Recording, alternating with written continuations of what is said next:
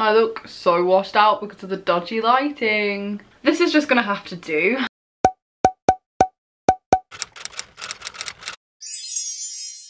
Hello everybody, welcome back to my channel. Today I'm here with a video that has quite possibly been the most requested video since literally ever. One of my most frequent Instagram DMs, and I mean literally every single day, is, oh, I'm traveling to this location, I was wondering if you knew any good hotels, or what site do you use to book this, or I've just seen you've got back from New York, where did you stay, how did you book it, how did you fund it, how did you save up?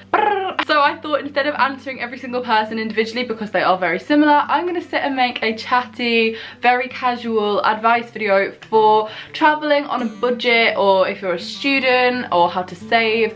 Basically a little bit of everything. I asked you lovely lot over on Instagram for questions that you wanted, but also I'm just going to answer some generic ones that I get quite frequently, because obviously I am 19 years old. I have been traveling, like I haven't actually traveled, like it's my aim to like travel in the stereotypical term, like Australia, like Thailand, that kind of jazz. However, I have been like on quite a lot of holidays, quite a lot of trips, and I travel around the UK very frequently, which I think is maybe a little bit less common for somebody my age. I don't know, it depends really, I guess, what you do. However, I thought I would answer some questions. So we're going to start with UK travel because they are the kind of like breaks that I do the most. I would say I visit like Manchester, I've been to Edinburgh, Durham, those kind of places, and I would say generally I book those kind of trips through Airbnb or Premier Inn. Like literally, if I'm staying in the UK, I just look for whatever's cheap.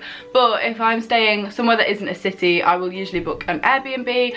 Personally, I've never had a bad experience apart from once, but that was like nothing to do with me. I did not book that Airbnb. However, generally, as a rule, I've never had a bad experience with Airbnb. You just have to know how to do your research. So I think that is a big thing. So make sure it's got good reviews and the host is like replying to comments. A big thing, obviously, is the reviews. You want to hear the opinions of people that have stayed there, because you can't always go off the pictures.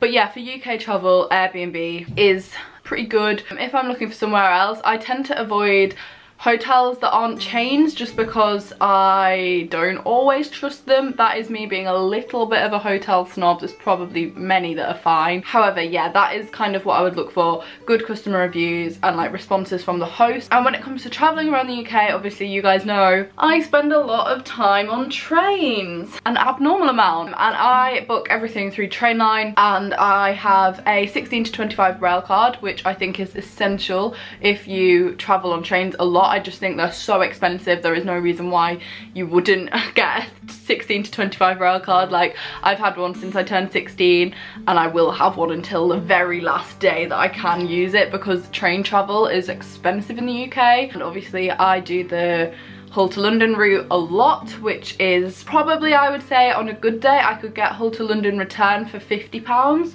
That is what I spend each time I go to London on travel, I would say, unless it's last minute, and then it's anywhere up to £100, which is not a fun time. When it comes to international travel, the first foreign trip I booked completely alone without adults that I was like responsible for was my trip to New York. Nothing like throwing yourself in at the deep end. And I booked that for me, my friend Liv Rook, and Eve Bennett. I'm sure you guys, some of you might have been watching at the time. I predominantly booked that, like obviously they had an input in like the hotels, the flights, but like I was the lead name on the booking, and that was purely just because at the time I was the only one that was over 18. Now in the UK, hotels have an over 16 rule. In the US, they have an over 18 or an over 21 rule, which is sometimes problematic. Like both times I've been to New York, I've had to be really cautious about what hotel I'm booking, because if they have an over 21 policy, that's an issue because I'm not 21. So yeah, I booked that trip through Expedia. Now personally, I didn't have the best experience on that trip, just because the hotel that I booked actually was a complete nightmare, and I wouldn't book through their site again. But that was purely just like, that was not Expedia's fault. I've booked with Expedia since then and it's been absolutely fine. My main sites that I would recommend, I'll pop them on the screen, but I'm gonna say Expedia, Booking.com have a flight section as well. Lastminute.com, icelolly.com. Flights, if you're just looking for flights, because sometimes it is cheaper to book it separately. Like, in fact, most of the time it's cheaper to look for flights and a hotel individually. It does depend where you're going. If you go into like a holiday resort, like Ibiza, Mallorca, Menorca, those kind of places are usually cheaper to book together. But if you're traveling to a city, I would say usually the flights and the hotel is cheaper to book individually. And if I was doing that, I would probably use Kayak and Skyscanner to look for flights, because personally they're where I've booked the cheapest flights through. And I think it does come to shopping around. Like, I can't sit and tell you to look on Kayak and you'll find a cheap flight. Like, you've got to shop around a little bit. Where I live, it's pretty unfortunate because I'm not near any airport. I book quite frequently from Manchester Airport, Leeds Bradford Airport, Newcastle Airport, East Midlands, because they're all within a 2-hour drive radius, and that's pretty much as near as you can get. Like, there is a Humberside Airport, but no flights fly out of it, so like there's no point in even having a Humberside Airport. I feel like I'm talking a lot. This is gonna be a long video. I hope you've got a cup of tea. I hope you're interested in travel. Look from different airports if you're willing to travel a little bit. Even if you live down south, look at all London airports. Oh my god. Don't just look at flights out of Heathrow or Gatwick. Look at Luton, London City, London Stansted, London Southend, which is not in London, but make sure you have the search wide, because that is how you get it cheaper. Like, that has been how I've got the flights that I have flown on the cheapest. A lot of my Instagram questions were about the cheapest airlines. Personally, I don't think there is one airline that is the cheapest. Like, I think it really depends on where you're flying from, what time of day you want to fly, that kind of thing. Generally, as a rule, I would say the cheapest flights are usually with Ryanair. However, you've got a lot to look into with them, because they charge you for baggage, they charge you for sitting together on the flight. Basically, they just drain money from your bank account once you've booked the flight with them. Again, it does just depend. I've flown a few times with EasyJet and Jet2. The lighting in this video is so gross. I'm so sorry. It's just so dark outside. It's dark and it's the middle of the day. So yeah, they are my top tips in terms of booking. Like, definitely shop around. If you're traveling to America, if you're looking for cheap flights to America, I think that Expedia has like some of the best deals.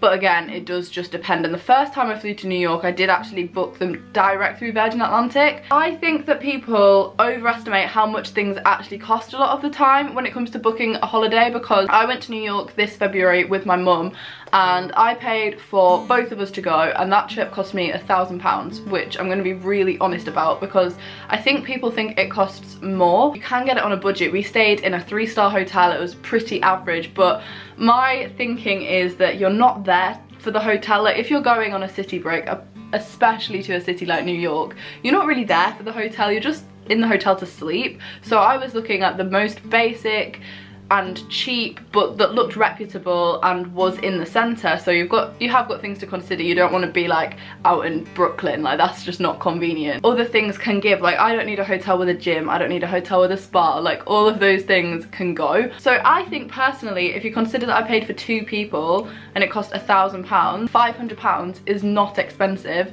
for 5 days in New York. Like, I think that's really affordable. And if you're desperate to go, I think you can save that up and you can budget it, because in my opinion it's worth it. Obviously it depends what you want from traveling, and New York might not be your place, but that's just an example that I have had, because I think that, I don't know, everybody I've told how much it cost was really shocked that it wasn't more, because I was like, oh, I'm treating my mum to a holiday, and obviously I know that it's an expensive Christmas present. Like, it's expensive. I don't think £500 for what you're getting is expensive. Yeah, when it comes to European holidays, I definitely look on, like, still the same sites really, like Last Minute, icelolly, onthebeach.com is really good actually. I booked my holiday to Ibiza last year, which was like a girls holiday, through onthebeach.com I think, and that was really good. That cost us I think £250 each, which, like, I think these are more affordable than what people think. We had the whole trip, the accommodation and the flights return for £250, and we were there for like 3 or 4 days, which obviously it's not like a week's holiday, but if you're just wanting like a 4-day beach break with your friend, that is affordable. I'm gonna have a quick look at other things that people asked on Instagram, because I'm kind of forgetting. In my head I had like a plan, but I've kind of forgotten, so I'm just gonna have a quick look. I'm not gonna go through like individual places that I've been and like things that I recommend, because generally wherever I've been I've vlogged it, and whatever I've done in those vlogs, that would be what I recommended. So I had a lot of people asking me after I went to Barcelona for recommendations of things to do in Barcelona, but I vlogged that trip and the only things I could really recommend are the things that I did. So if you like watch the vlogs, then they will be probably a little bit more helpful. A lot of people on Instagram are saying, does traveling on a budget affect how much you enjoy it? How do you save up? How do you know how much to take? How long do you save up for? That kind of thing.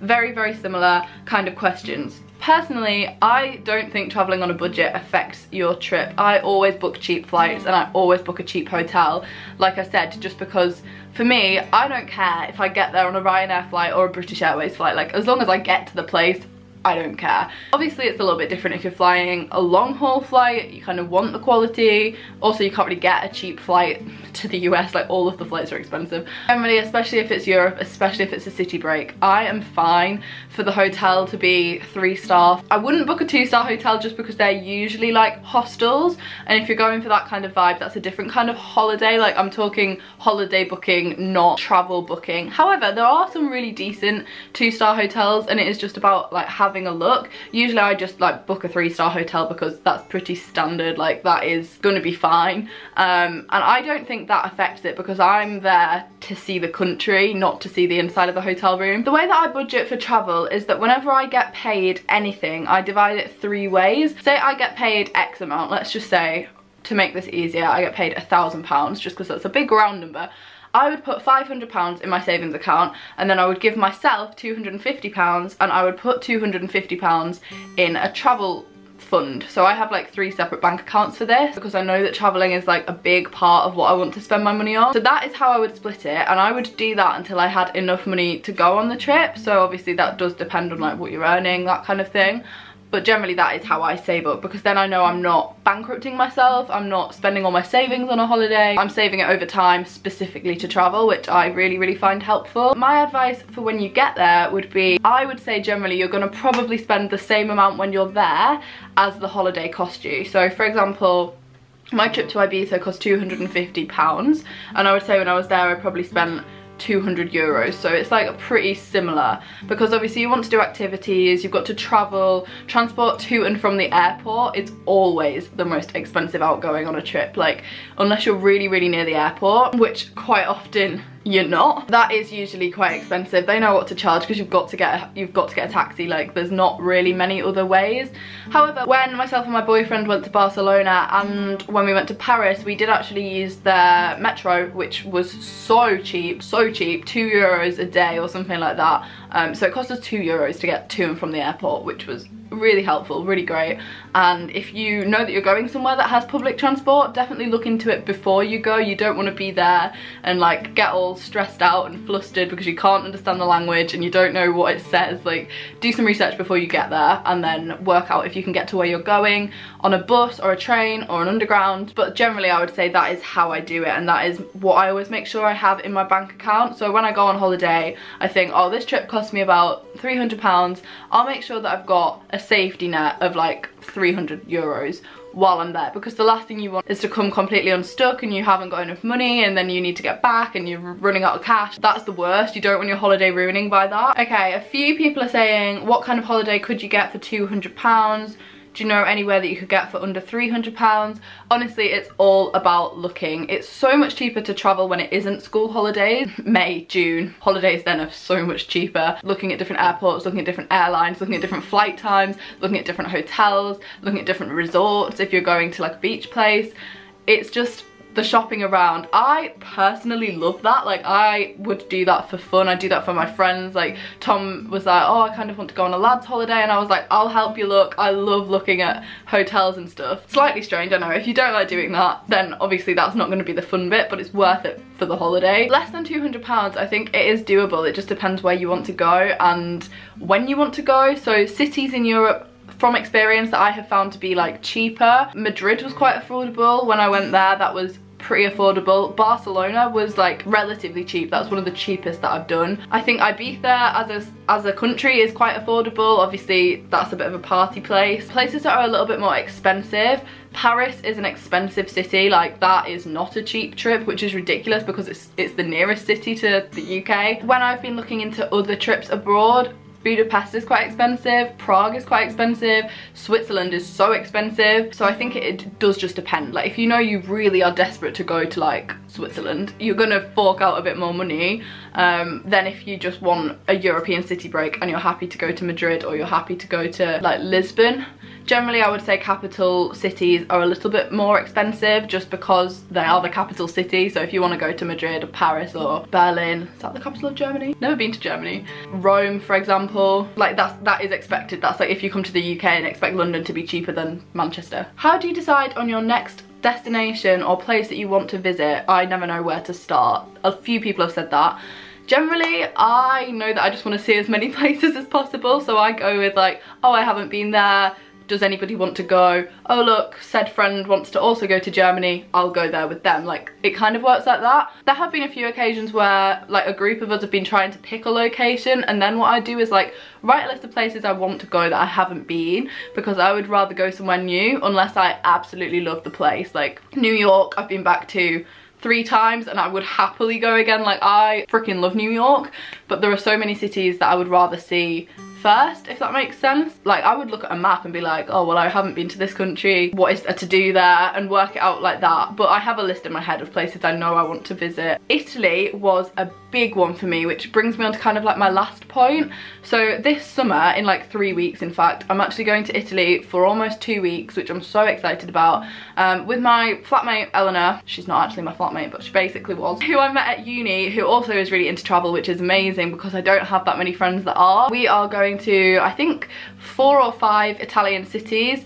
We have booked it all through various different sites just because it was cheaper that way. So we've booked flights with Ryanair, fly in and out of Rome, but when we're there we're also going to like Florence, Venice, Verona, and then possibly some others. We haven't really planned it to a T yet, but we have booked different hotels, different Airbnbs for when we're in each city, and that was probably the most complicated trip I've ever booked, just because we were looking at individual stays in individual cities for like 2 or 3 nights at a time, and piecing it all together was quite a challenge, and we sat and did it over a couple of days, which was not that straightforward. But again, a lot of that is booked through Airbnb, and I'm slightly nervous about that because I've never stayed in an Airbnb abroad, apart from when I went to Paris with the whole like YouTube group, but I didn't book that. So I am feeling a little bit apprehensive, but I'm pretty confident that it will be fine. Looked at the reviews, looked at the pictures, Google mapped the location because you don't want to be on a dodgy street. A hotel is not going to tell you if it's in a dodgy area, like you've got to do a little bit of research. So that is kind of how we've booked that. If you're excited, there are going to be vlogs. There's probably be 4 or 5 Italy vlogs, because that is the first trip I've ever done like that. It's quite different for me. It's not a holiday as such. It's more like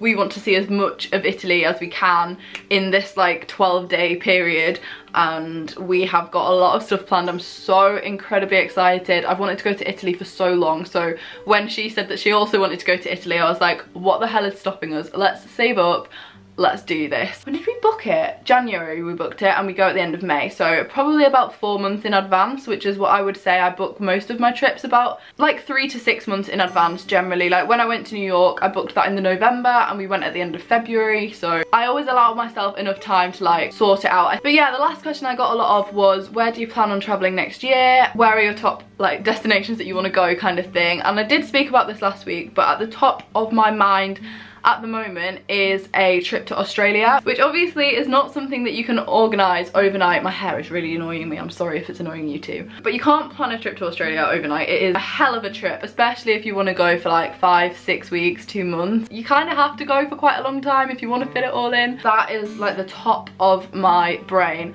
Tom and I are also really looking into going to San Francisco next year, because I would love to go to San Francisco. I'd love to go to LA, and I think the reason we haven't done it is because we want to save up and be able to do it properly. Like Tom and I have said that, yeah, okay, we could probably look into going sooner, but I'd rather go for a little bit longer, do it properly and tour like LA and just basically go to the west coast of America for like 2 weeks, and just have a really good time and not worry about how much it's going to cost, because there are a lot of activities that we'd want to do there that are also expensive. Like we'd want a day trip to Alcatraz, just things, extra added things that would make that expensive, on top of the very expensive flight. So we are looking at doing that next year, probably towards the back end of next year, which coincides with my 21st. It's just one of those things, but that is a holiday that's going to need a lot of planning. So is Australia. So they're two pretty big trips that are like on my mind. Towards the end of this year, I would love to go to one of the like, oh my god, what are they called? Scandinavian countries, because when I was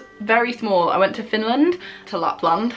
I would love to go to like Helsinki or Oslo or somewhere like that when it's winter. I think I would want to go to like one of their Christmas markets, so maybe like in December. If anybody wants to go to a Scandinavian country with me for a weekend, hit me up. I feel like I've tried to answer most questions. I'm sorry this video is probably so long. I'm gonna leave all of the websites I've mentioned linked down below because they are the ones that I find most helpful. If you've got any other questions, I will be replying to all of the comments on this video because I know that this is the one place where I'm definitely gonna be able to sit and chat to you guys about this. You can ask your questions if I haven't answered them, and I will try and give you my advice. Obviously, I'm not an expert. I haven't traveled the world. I haven't backpacked. I haven't done anything like that. But when it comes to booking a holiday, I feel like I am quite in the know with like how to get it more affordable, and I'm pretty like confident in myself that I know how to book like a good hotel. I feel pretty proud of myself. So yeah, let me know if you've got any other questions. I feel like I've answered most of them though, so hopefully this has been helpful for you guys, and let me know if you've got any holidays booked for the summer. I love talking about holidays. I love knowing where people are going. I find travel so exciting. So yeah, let me know down below if you're going anywhere exciting this summer, and I will be back on Saturday with a weekly vlog. Bye guys!